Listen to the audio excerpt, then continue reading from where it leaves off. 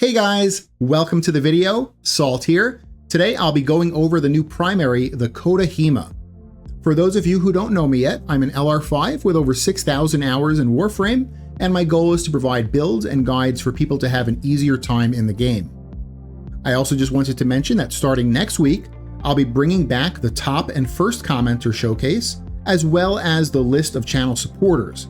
I'm not exactly sure how I want to do it yet, but it may be in a separate slide before the gameplay portion or after. We'll see how it goes. I'll also be bringing back my 10-minute kill count averages for weapons so we can once again have an objective comparison in the kill per minute potential of all the weapons in the game. Alright, so let's start with the Coda Hema. Unique things about it is that reloading will drain up to 5% of your HP, and headshots have 5% lifesteal. The Coda Hema also comes with innate viral already on it, and it's also a lich type weapon, meaning that we can also choose another element that comes innately on it.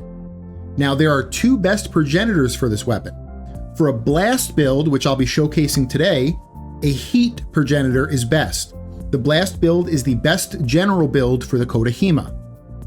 For a corrosive build, which I'll show how to convert this into afterwards, a magnetic progenitor is best. The corrosive build will be the best single target setup, specifically when facing armored factions.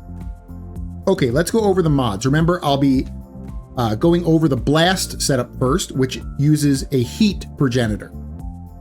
Galvanized chamber for multi-shot. Galvanized scope for critical chance. Galvanized aptitude for status chance and damage. On this weapon specifically, Galvanized Aptitude actually works multiplicatively.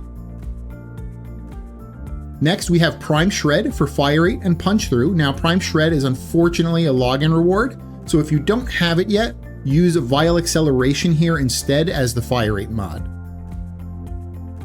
Critical Delay for critical chance. Vital Sense for critical damage. Rifle Elementalist for status damage, which is very powerful for the blast status. And in the last normal slot, we have Primed Cryo Rounds for a cold mod.